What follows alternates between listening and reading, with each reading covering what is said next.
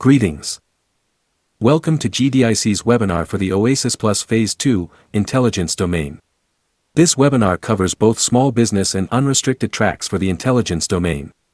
My name is Cal, an AI assistant, and I am your host today. With me is Ab Vand, VP for Capture at GDI Consulting and a subject matter expert on self-scoring proposals. Ab will guide you through today's deep dive into the OASIS+ Phase II Intelligence Domain opportunity. Ab has over 30 years of experience in capture and proposal management. He is considered an expert in self-scoring as well as traditional proposal and capture efforts. Ab has managed over 1,000 successful capture and proposal efforts, including over 200 successful self-scoring proposals such as OASIS+. He has also held numerous training webinars for various APMP chapters and Apex offices throughout the US. So a few housekeeping notes. First, the link to the recording of the webinar will be sent to you within 24 hours. Second, we will hold a Q&A session at the end. You can send your questions during the webinar by the chat system to the right of your window and Ab will address them at the end. Third, you can download this presentation by clicking on the link under File on the right-hand side panel on your window. We highly recommend you download the slide deck so that you can always refer back to it. So let's see what this webinar covers. We will first give a quick intro to GDI Consulting Services. Then start with giving the general information on OASIS+. Next we will have a thorough discussion of the scope of the intelligence domain. From there, we will deep dive into the scoring system for the Intel domain, and discuss score optimization as well. Ab will also touch on how you prepare the actual proposal or what we call substantiation. The importance of compliance and factors such as pricing and partnering are also covered. Lastly, Ab will provide some strategy recommendations and experience sharing and then finish with the Q&A session. So with that, I will now hand over the control to Ab to start the webinar. Ab. Hello everyone, and thank you, Cal. As Cal mentioned, we highly recommend that you download the slide deck to refer back to it. Due to limited time we have, I might skip some content, but I wanted to have a full slide deck prepared for you so that you can always refer back to it for full explanations. Also note that we are holding separate webinars for all the 13 domains under OASIS+, and I will post the link to the webinar schedule page on our website in case you want to participate in other domain-specific webinars as well. But note that in each webinar, some of the information is similar. I just don't want you to, see repeat stuff. But when we dive into the scoring system of that particular, domain, that's where the differences arise. Also, for those of you who are unsure if you should go after this opportunity at all, and whether you have the minimum requirements or not, we have a pre-qualification assessment service for just $490, and we assess your contracts and tell you your chances and gaps so that you can be sure of your eligibility with minimal cost. I will put the link to that page on the chat as well. Okay, let's start now. Let me very quickly give you a short intro to our company and then dive into OASIS+. So GDI Consulting has been in business for over 15 years, and we have established ourselves as the premier self-scoring experts in the market. This is not a boast. Just see those numbers, including the fact that we prepared 97 successful proposals for our clients in OASIS+, the initial bidding. So 97 awards we got. That speaks by itself. We have over 650 satisfied repeat clients, 86 of whom are very large businesses, some on the top 10 list of largest defense contractors. You can later refer to this page for more information on our company because we're short of time, so I'll skip the rest of this stuff.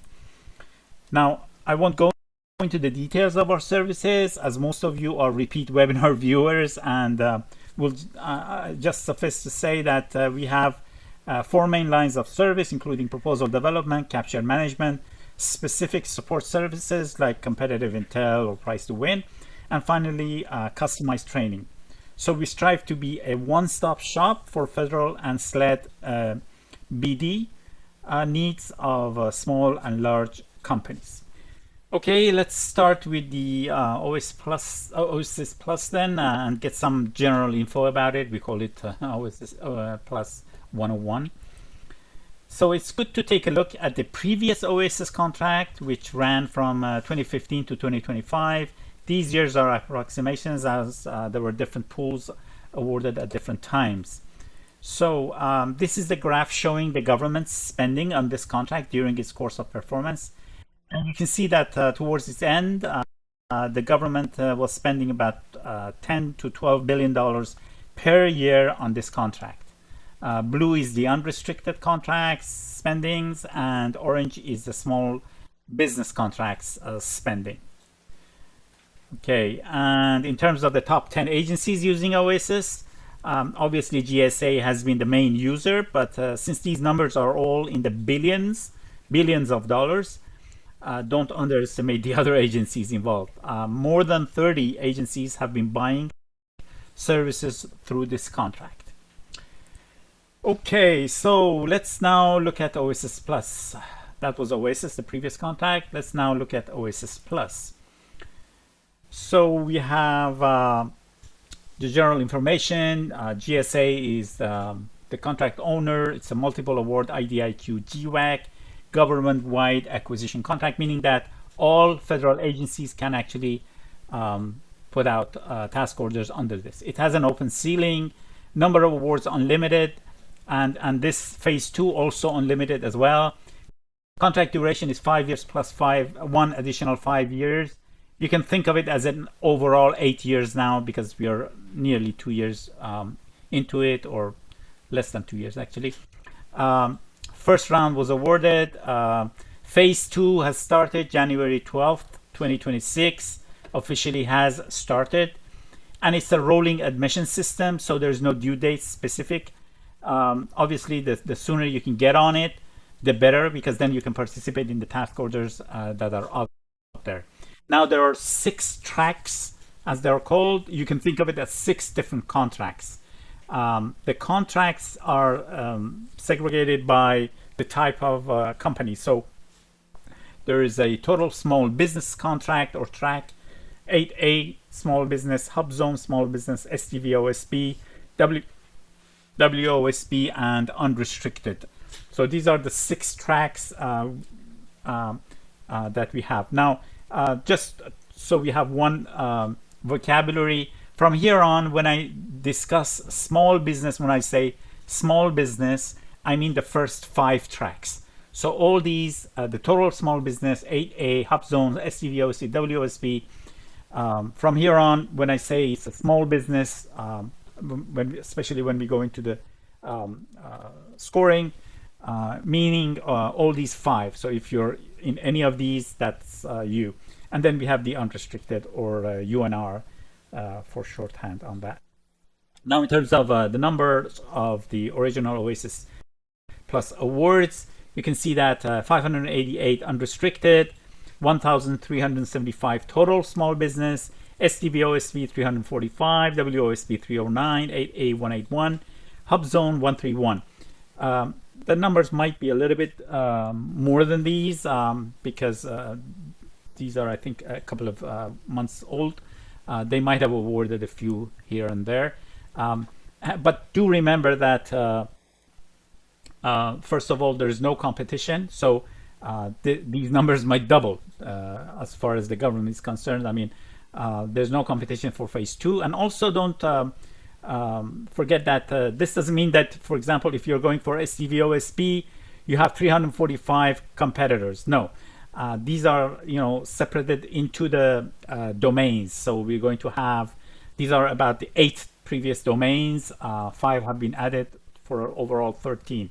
So it's not that, these are the numbers of your competitors in each of these set-aside economic, socioeconomic types. It also depends on the domain as well. Now, in terms of the domains, left-hand side, the orange domains, these are 8 of them. These were the original OASIS Plus. Now they've added 5 more on the right-hand side, the green ones. So technical and engineering, T&E, management and advisory M&A, research and development R&D, intelligence services, enterprise solutions, which is only for unrestricted track, facility services, logistics services, environmental services, and to the right, business, these are the new ones, business administration services, human capital services, financial services, marketing and digital outreach services, and finally, social services. So it nearly covers all types of services work except horizontal and vertical construction. Even construction trades are included in facility services domain. So even the trades are there, just the horizontal and vertical construction services are not there. Many call this non-IT services contract. That is a mistake. Out of the 97 clients that we helped win on this, 36 of them were IT companies.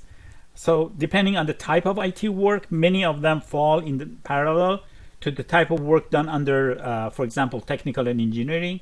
The first one, first domain, research and development, third one, and intelligence services, and perhaps even in the new domains.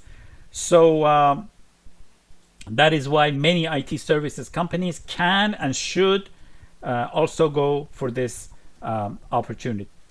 Okay, so let's dive into the main topic of the webinar for today, which is the intelligence services domain or intelligence domain.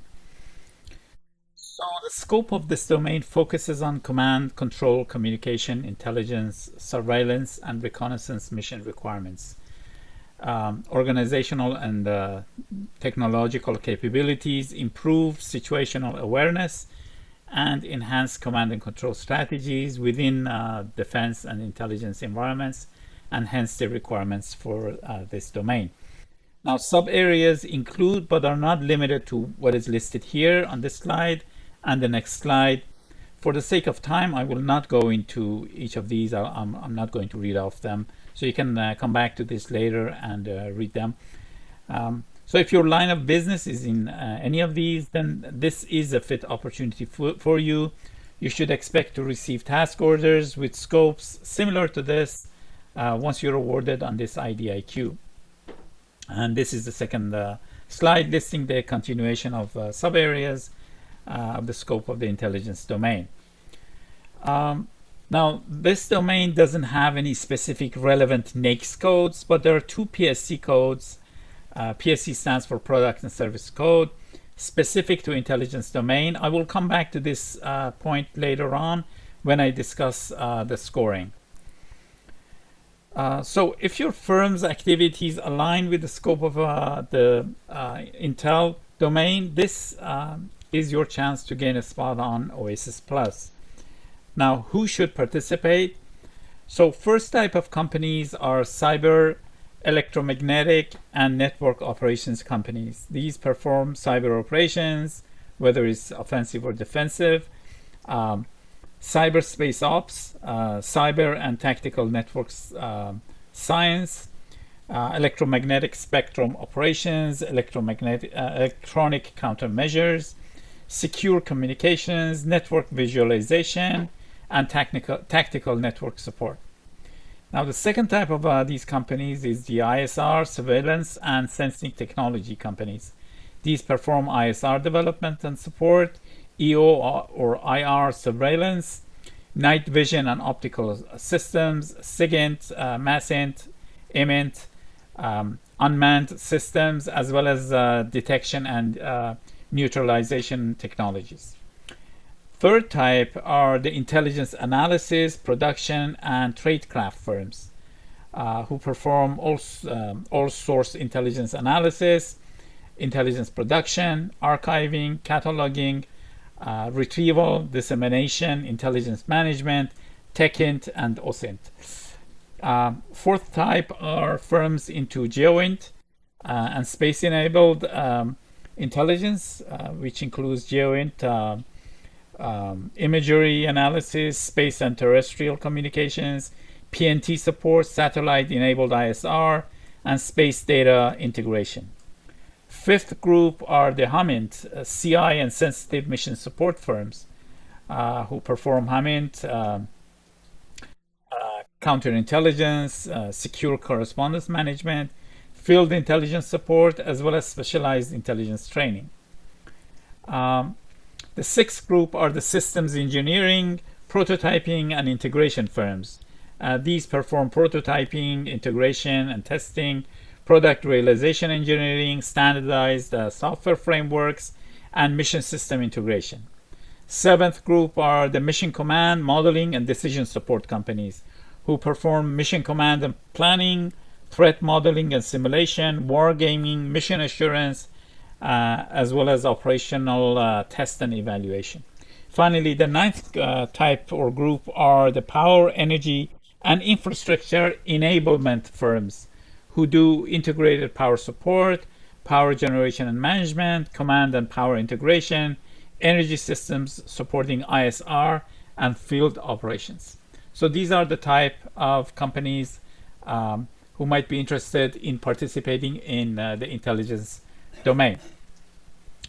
So if we are good that we want to go after this domain, let's understand the scoring system. I'm assuming that you're familiar with the concept of self-scoring proposals. If not, please refer to our previous webinars on this subject on our website, www.gdicwins.com. Unfortunately, we don't have the time to go over that topic. So from here on, we're going to talk specifically about intelligence services. Let's look at the overall numbers. The maximum score you can get for intelligence services is 50, whether you're a small business or unrestricted. And when I say small business, I mean 5 different tracks that we discussed. So total small business, women-owned small business, hub zone, 8A, and STV-OSB. All of these are considered small business. So from here on, when I say small business, I mean all 5 tracks. And then we have the UNR or unrestricted for large businesses. Now, to get on this vehicle, OASIS Plus, you need to get 36 and above. So at least 36 points for small business and at least 42 points for unrestricted.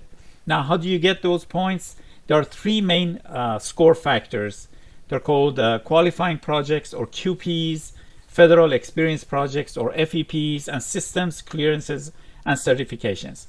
So from here on, I'm going to use the term QP and QPs a lot, meaning qualifying projects. It means 5 contracts that you bring to the table. And you can see the score you can get for these 5 is overall 41 points. So 41 out of the 50 is coming from the QPs, the 5 contracts that you bring to the table. That's why the key players are those 5 QPs. If you look at this graphically, you can see that 41 points is coming from the QPs, qualifying projects, and then federal experience projects and systems and certifications are much smaller. I've seen cases in which companies have been awarded without having any points under federal experience projects or even systems and certifications.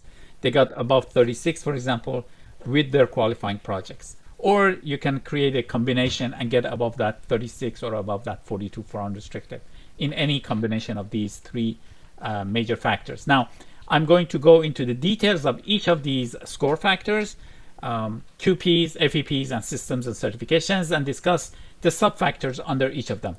So let's start with the QP factor. So for intelligence domain, there are 6 sub-factors under QP. The relevance, scale, integrated experience, individual clearances, management and staffing, and past performance. So for each QP that you bring to the table, these 6 sub-factors create points for that QP. And I'm going to go over each of these now, these 6 sub-factors. And but comparing them together, you can see that there are 2 of them that are more important than the others. The individual clearances with 15 points and then relevance with 10 points. These are the 2 major sub-factors, but at the end of the day, you need to get, you maximize all these to get the maximum score for your QPs under the QP factor. But let's go into the details of each of these now. So let's start with relevance. It had 10 points. So you have 5 QPs. For each QP, if it's abides to the requirements of relevance, you get 2 points. 5 times 2 is 10 points. So contracts that you use, these can be federal prime contracts, federal subcontracts, or even commercial contracts. All are acceptable. And when I say commercial contracts, it also includes state and local contracts. So all of them are acceptable. Now, if you're using federal prime contracts, they can be standalone contracts, or they can be task orders under multiple or single award IDIQs and BPAs, or FSS, or GSA MAS, or BOA. Note that I mentioned task orders, so you cannot use the multiple award IDIQ or single award IDIQ or BPA by itself. You need to use the task orders. Also, OTAs, other transaction authority contracts, are allowed, but grants and co-op agreements are not acceptable. Finally, contracts must be based on FAR Part 37 services, so you can't use a contract that you supplied equipment to the government. It has to be services. So these were the types of contracts you can have. But there are 4 major requirements that each of the QPs must abide to. First requirement is the minimum annual value. So the minimum annual value for small business is $500,000, and for unrestricted is $1 million. So how do you calculate that? There are 2 types of projects that you can bring to the table. They can be ongoing contracts, or they can be completed contracts. If you're using a ongoing QP, ongoing contract, then the total expected contractual value, meaning what's written on your contract award document, is divided by the total expected contractual duration, including all option years. So assume that you have a contract that it has 1 year base and 4 years options. It's $10 million at the end of 5 years, and you're in the first year. It doesn't matter if you're in the first year, it's ongoing. So the way you calculate the annual value is you take the $10 million for the entire duration, divided by 5 years, and that's $2 million annual value. You can't pick just 1 year. You have to go the entire duration and entire value. Now, if your contract is completed, then you take the actual amount paid, or they call it obligated value. So whatever you were paid divided by the actual duration. Maybe the contract was for 5 years, but you finished it in 6 years. So you divide by 6. Or maybe you finished it in 4 years. It was canceled for some reason, whatever. So the actual payment to you divided by the actual duration. That's how you calculate the annual value for completed projects. The second requirement is contract date. So if it's an ongoing contract, it has to have 6 months of performance to be able to use it. Now, how do you calculate that? From the date you submit your proposal. If the contract start date was prior to 6 months from that date, you're good to go. If it's a completed contract, then you go back 5 years again from the date of submission of your proposal. For example, say you submit at the end of February 2026, so February 28th, 2026. Then if you want to make sure that your contract is completed within the past 5 years, the completion date, doesn't matter when it started, the completion date must be after February 28, 2021. That way, after that date. So that way it's acceptable. Now, the third requirement is past performance rating. The past performance rating, meaning the average of the CPAR's ratings of that QP, must be above satisfactory. Not satisfactory, above satisfactory. And I'm going to explain how that is done. If you don't have a CPAR, then you can use the JP6 form, which comes with the RFP. Final requirement, which is the most important one, is the actual relevance to the scope. So the contract, the QP you bring to the table, must be relevant to intelligence services.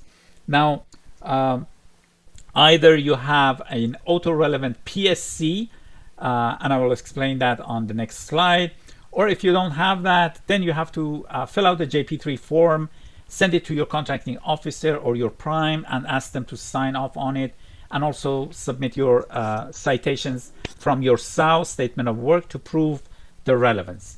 For intelligence, it's usually this process. So JP3 plus citations from SAO. So if your QP has an auto-relevant PSC code, for intelligence domain, NAICS codes are irrelevant. But for if they have a R423 or B538 PSC codes, then and you can look this up in fpds.gov, a listing of fpds.gov. Then you don't have to prove anything. You don't have to go through the process of that JP3 form and getting it signed by the contracting officer or the prime if it's a subcontract, anything like that. As long as your contract has in either of these PSC codes on it, you're good to go. If not, then you have to get that JP3 form signed. Okay, so that was the first subfactor. Let's look at the second subfactor, which is scale. For each QP contract, you get a point if the annual value is greater than or equal to $1 million for small business and $2.5 million for unrestricted. Now, remember that the value of the minimum value was 500K and 1 million for unrestricted. But here you get an extra point if you're above this threshold.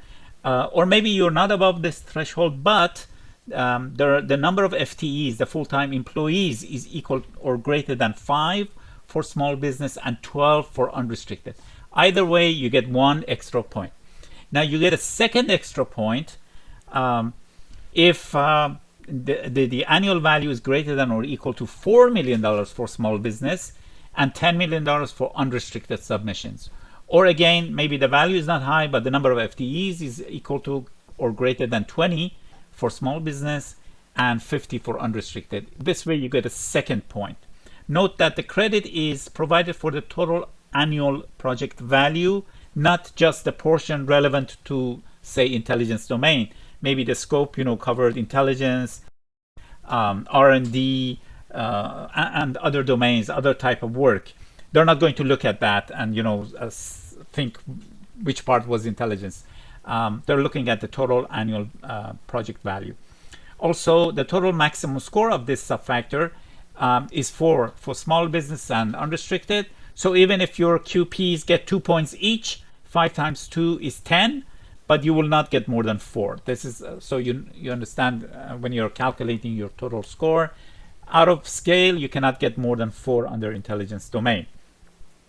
Let's now discuss the third subfactor, integrated experience. Here you get 1 point per QP if 5 or more labor categories were used in the execution of your contract. So you had staff, performing that contract of 5 different LCATs, labor categories. Or for that QP, if the scope of the contract covered 3 or more domains. Intelligence is one, maybe you did a little bit of R&D, maybe you did a little bit of finance, whatever. If it's in the scope, they're not going to look at the amount of, or the duration or anything like that. As long as it's in the scope of the work that you did, you get a point. But it is an or. So even if a contract, the QP has both 5 or more LCATs and covers 3 or more domains, it still gets 1 point, not 2.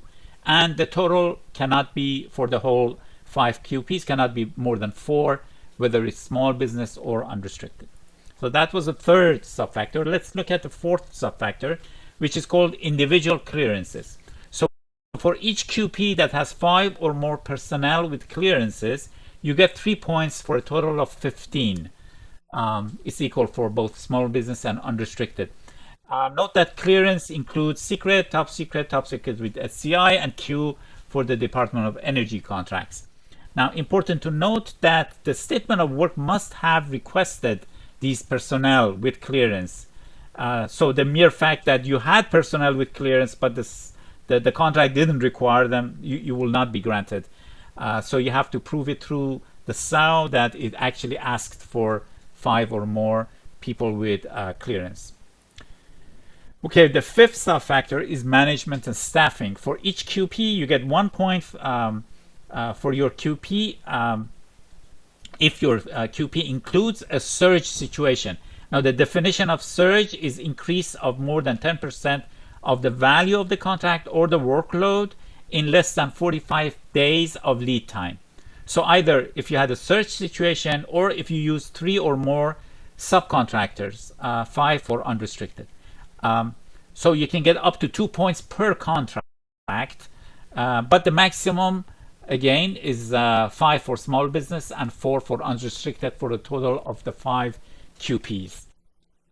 Okay, so that was the 5th sub-factor. And finally, the 6th and the last is past performance. If all 5 contracts, 5 QPs have a positive, meaning above satisfactory past performance rating, shown by the average of their CPARs or the JP6 form that we discussed, you get a maximum of 3 points, both for unrestricted and small business. Now, if 4 out of the 5 have above satisfactory rating, you get 2 points. If 3 out of the 5 have above satisfactory, you get 1 point, and below that, you don't get any points. A few important notes. You can use a JP6 form, as I mentioned, only if a CPAR is not available. And remember, a JP6 form must be sent back. You know, it's filled by the contracting officer or your prime. It's sent back to you, and then you put it as part of your submission. They don't send it directly to the government. Finally, for the UNR track, if all 5 contracts, 5 QPs, have a very good or exceptional rating for small business utilization subfactor in the CPARs or the JP6 forms, you get 1 extra point. So that's why the UNR overall gets 4 points for small past performance. Now, how do you calculate that above satisfactory that I mentioned? So first, let's discuss the various subfactors under CPARs. So we usually have technical or quality of service. We have schedule or timeliness, sometimes called cost control, management, sometimes called business relations, and finally small business subcontracting or small business utilization. Now, the way you calculate your average score is that you give a point score to each of the ratings. That is, exceptional is 5, very good is 4, satisfactory becomes 3, marginal is 2, and unsatisfactory becomes 1. So you replace these numbers for the ratings and add them up, then divide by the number of applicable ones. If a rating is an NA, not applicable, you don't count it. So let's look at this example on the orange box. So assume you have a QP with a CPARs like this. So its technical is rated as exceptional. We put a 5 for that. Its schedule is rated as satisfactory. We put a 3 there. Cost control is rated as marginal. We put 2. Management is rated as satisfactory. We put 3. Small business utilization is NA. It didn't have a sub, so it's NA. We don't count that. So to calculate, we add 5 to 3 to 2 to 3, comes to 13. We divide it by 4, not by 5, because small business utilization is NA, so not applicable. So 13 divided by 4 is 3.25. Now, satisfactory was 3. So 3.25 is above satisfactory. So this example's QP is good to go. We can use it. This is how you calculate above satisfactory for each of the QPs that you bring to the table. Okay, there's also one special case that I want to cover. If you have a single award IDIQ or BPA, and my emphasis is on single award, and you being the prime, then you're allowed to bunch up the task orders together and consider it as one of the 5 QPs. That's why it's called a collection of task orders.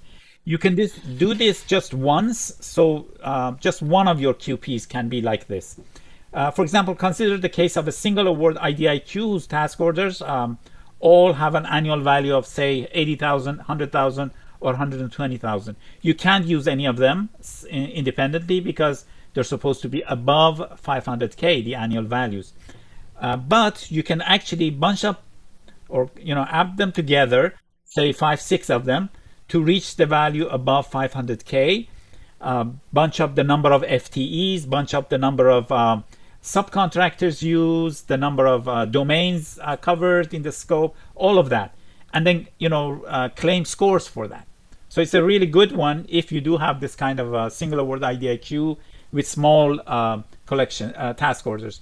We had a client that had 20 or 25 task orders, very small ones, and they added them up together and created one contract, and one of their QPs was like that, and they actually got quite a lot of score for that because it was the addition of 25 or so task orders together. Okay, so that was the main score factor, the QP factor and its subfactors. Let's now consider the second main score factor, the FEP, or Federal Experience Projects. And under the intelligence domain, there's only one subfactor. It's called number of task orders. Now, the important thing is the name is there, Federal Experience Projects. So the contracts that you bring to the table must be federal. And you must be prime on them. So you can't use a subcontract to a prime contract that was, federal experience. It has to be, you have to be the prime contract, and it has to be federal. Okay. Now you get 1 point for each task order that you have performed under a multiple award, and emphasis is on multiple. So single award doesn't count. Multiple award IDIQ or BPA. And you must be the prime, as I mentioned. So the maximum points is 3 for small business, meaning that you can bring 3 task orders to the table, and 2 for unrestricted, meaning you can have 2 task orders for unrestricted. Now, the requirement is that they have to be, as I mentioned, prime federal contracts, multiple award. The annual value must be over $250,000, not $500K, 250K, and it's the same for small business and large. And you must be ongoing for 6 months performance or completed within the past 5 years from the date of your submission. Now, important factor is that the scope of these 2 task orders or 3 task orders that you bring to the table doesn't have to be aligned to intelligence. Maybe you did, financial work. Maybe you did marketing, whatever. It's acceptable, as long as it has those 3 requirements: federal task order under multiple award IDIQ or BPA, annual value 250K, performance if it's ongoing of 6 months or more, or if it's completed within the past 5 years. So these are the requirements. Okay, so that was the second main factor, FEP, Federal Experience Project. Now the third main score factor is systems, certifications, and clearances. And there are 3 subfactors here, and you can see them graphically here. Accounting system for small business, it's called business systems for large business, facility clearance, and other certifications. For the sake of time, I will go over these very quickly. So for small business, business systems, for small business, if you have an approved accounting system, you get 2 points. For unrestricted, if you have 2 of these business systems listed that are here, there are 7 of them you can see, you get 1 point, and if you have 3 of them, you get 2 points. That's how it works. Remember that these have to be approved by the government. So approved accounting system means approved by the government, not by a third party. If you have an accounting system that's approved by a third party, you can't get the points. The facility clearance, you get 3 points if you have active top secret facility clearance. You get 2 points if you have active secret facility clearance. It's the same for small business unrestricted. So 3 points for top secret, 2 points for secret, and pending doesn't count. You don't get the points. So at the time of your proposal submission, it has to be active.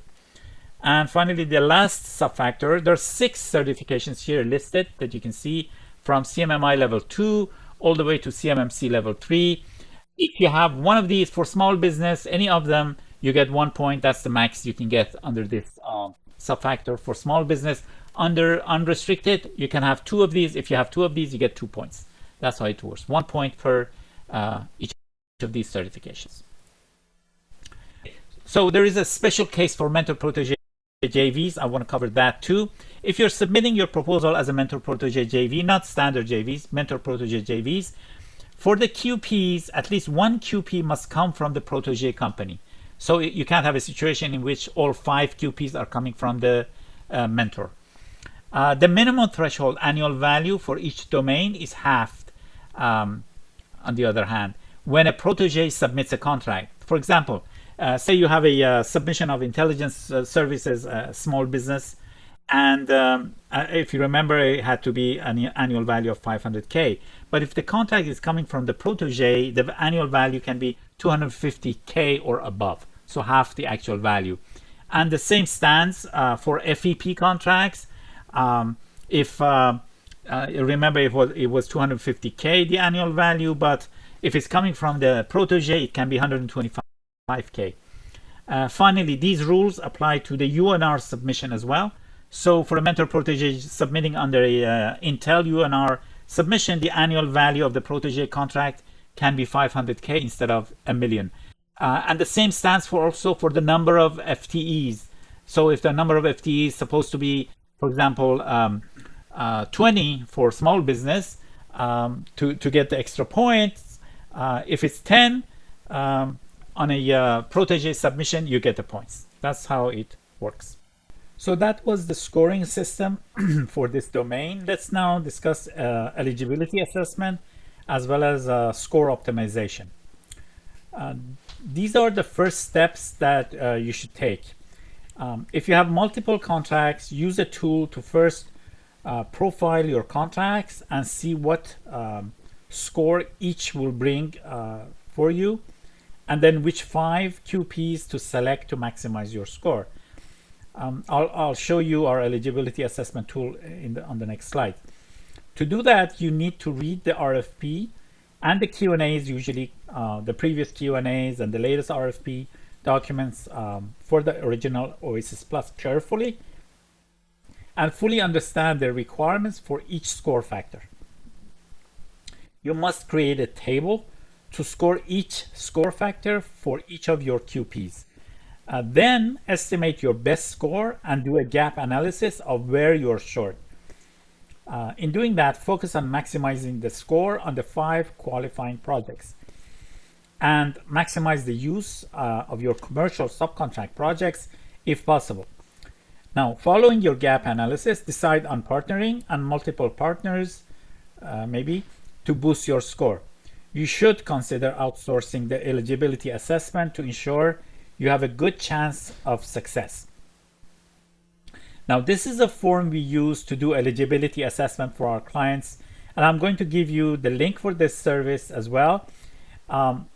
It makes sure that you don't spend money on something that you don't have a chance on, and also ensures you know where your gaps are to bring on team partners. So for each contract, you have to, on the column on the right hand side, the yellow column is where you actually respond to them, the value, duration, whether you use 5 FTEs or not. So these are the specific questions that we have prepared that you have to answer to, and then based on that, this is another page. Now, based on the previous slides form, our tool creates this, which independently scores each contract. The 10 columns from the right and the graphical representation of the score below it, are produced from those the previous form that I showed you, and then it automatically picks the best 5 to maximize the score. So those columns that are green are the best 5. The orange column is the final best score you get for each subfactor, scoring subfactor, with the total at the bottom. In this case, it's 44 out of 50, which is good. This is a small business submission. So this is specifically telling you, hey, you're good to go. You don't need a partner. You are a few points above the minimum threshold of 36. So everything is good. Maybe the total comes to, say, 32, in which case where this shows you where you're missing points and what partners to look for to actually get those points above 36. So we call this the eligibility assessment service that we're providing. And if you're interested in our eligibility assessment service, you can click on the offer tab on the right hand side panel to go to the link to read more on the service and request it if you want. Let's discuss substantiation now. Remember, the proposal you're supposed to provide is essentially the documents that prove your self-score is justifiable. These are the award document, perhaps, the statement of work, the SAO, the FPDS printouts of the contract. FPDS is the government website that has lists all the contracts. So it's considered official document when you have a printout of it. The CPARs, or the JP6 in lieu of CPAR, and the JP3 form if your contract's NAICS is not what it's supposed to be, or if you're a sub and want to prove relevance and other QP subfactor information. So you need to tag and highlight the relevant information on each piece of document. Let's see some example of this. So this is an example of Word document with relevant pieces of information highlighted and tagged as well. This is an FPDS printout, again with relevant pieces of information like contract number, dates, values, etc., highlighted and tagged. So this is how you do the documents. Now you can see that there are a lot of moving parts involved, so you need to know what documents you need to present to justify each point score. They're not necessarily just one document required per point score. So you need a checklist, sample here, for example, to ensure that nothing is missing. This is an example of a checklist for the 5 contracts that were selected for QPs are listed at the above under 3. Those are the 5 contracts, and below it are the documents that are needed. And when it's ticked, it means that it's ready and it's prepared. So for each of the score factors, you might need different documents, and they have to be tagged, highlighted, things like that. So a lot of document management work needs to be done. Okay, so that brings us to the importance of compliance in these self-scoring proposals. Due to shortage of time, I will not go into the slides about compliance. I just want to emphasize the importance of compliance. I've seen many companies, in fact, lose because of not paying enough attention to this and not paying the price for ensuring compliance when they're preparing their proposal. So please go through the slides that I have put in here and discuss it with your team when you are actually preparing your proposal. Now, with regards to price, there's always a question as to how price delay plays in the self-scoring proposal submission. The short answer is no score is given for price. They just check it to be within the acceptable range and complete for all items. That's it. A few points. You can refer to this slide later, but essentially you have to provide pricing for 20 LCATs at the SME subject matter expert level, and you want to make sure that you're not below the maximum you are below the maximum acceptable government rate. That's all there is to it. They give you what is the maximum acceptable rate. You just want to make sure that you are below that. That's all there is to it. So it's very easy to prepare your price form. There's a form that comes with it, with the RFP. You just have to fill it out. Okay, teaming is extremely important in OASIS Plus. The short rule is if your own score cannot be above the threshold, use teaming, period. No indecision. In OASIS Plus, everything is about the score. Whether you get your score all by yourself or you have a team of 5 subs, for example, the government doesn't care. At the end of the day, the score is the king. Now, some key points here. I will not go into the details of all of them, but essentially, I recommend, or we recommend as our company, that if you're not 3 to 5 points above the threshold, so this is new. If you're not 3 to 5 points above the threshold, consider using a partner. You need those cushion points, those 3 to 5 points. For JVs, MPJVs, prime sub relationships, all are acceptable. You can use the partners contracts for QPs and FEPs, which account for nearly 90% of the total score. One important factor is that if you're a small business, your subcontractors must also be small under that particular domain. You can read the rest of these points that I've listed here later on when you refer back to it. And we have a free partnering portal. You can see the link here. I'll put it up on the chat as well. So you can actually register here, go find your partner, whether you want to be prime or sub.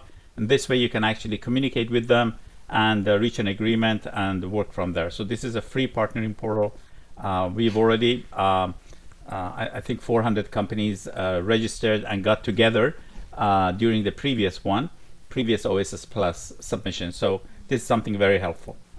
Okay, and this is the first page of that site. Let's now discuss strategy and share some experience. So this is perhaps the most important opportunity for many businesses for the next 10 years, or I should say 8 years.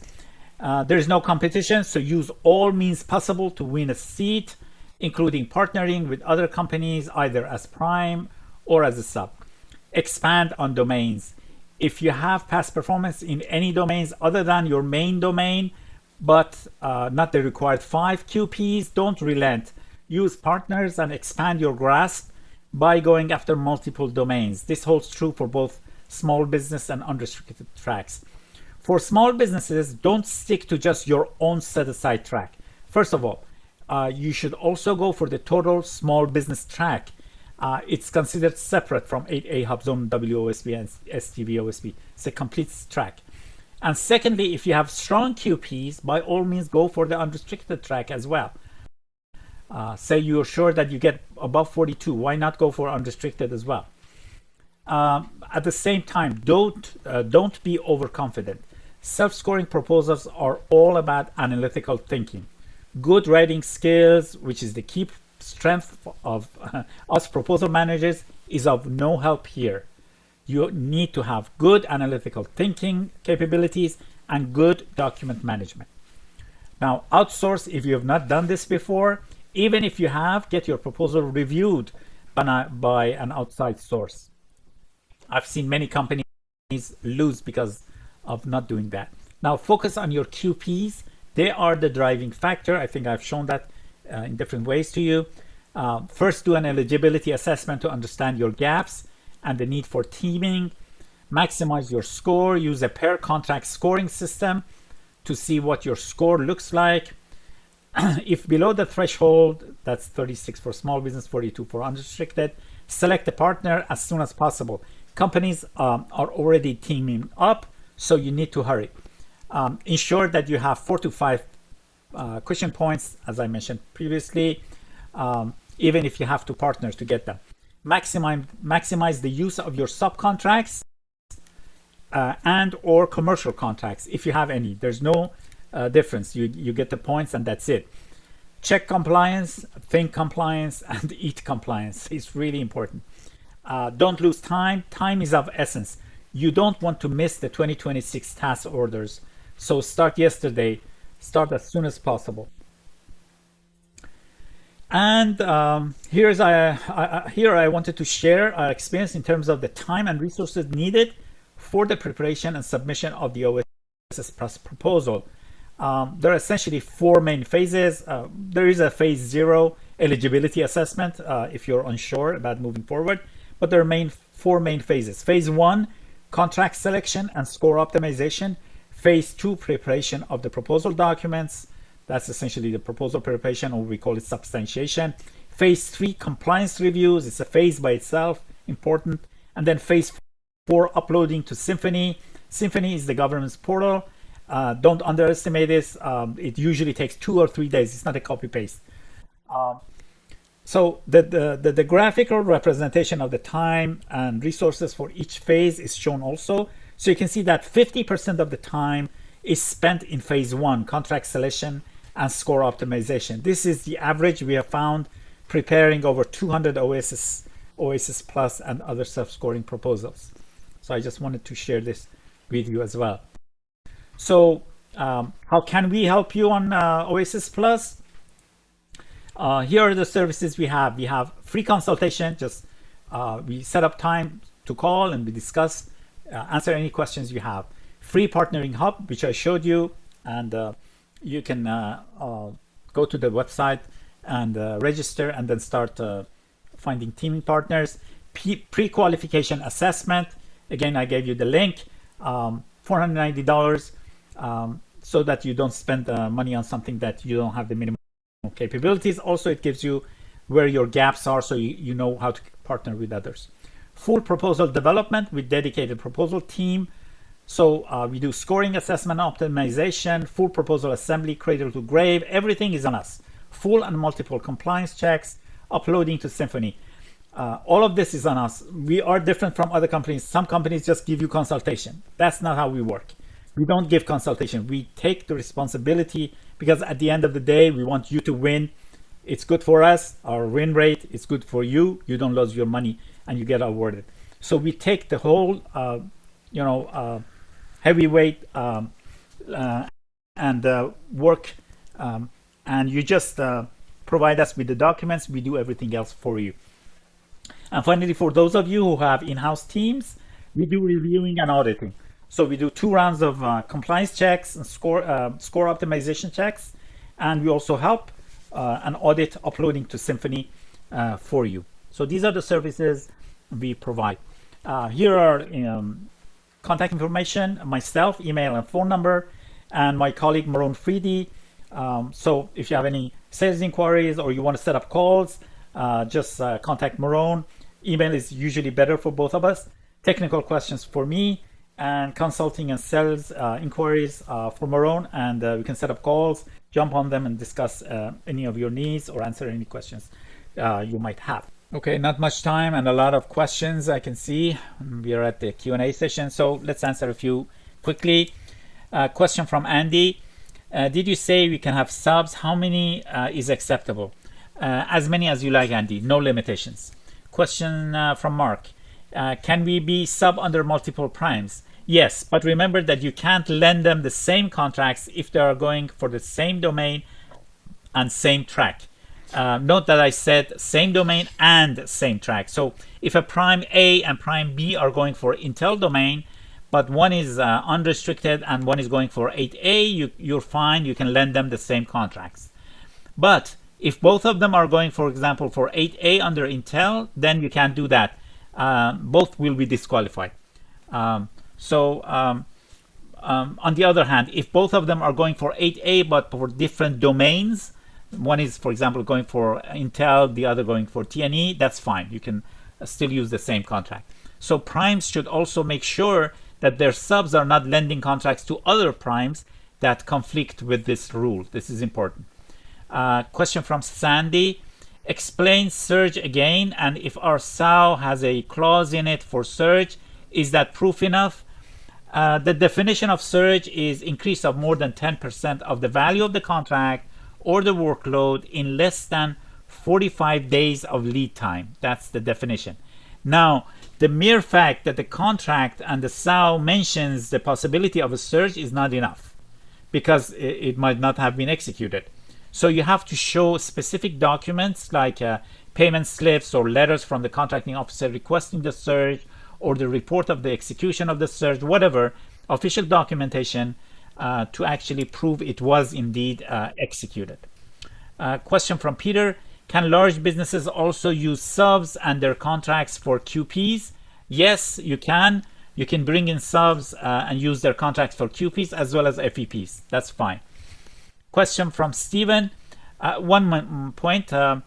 Whether it's small business or large business, you cannot use, if you're using subs, you cannot use your subs systems and clearances and certifications. So maybe you don't have a top secret facility clearance, but your sub has, you cannot use that.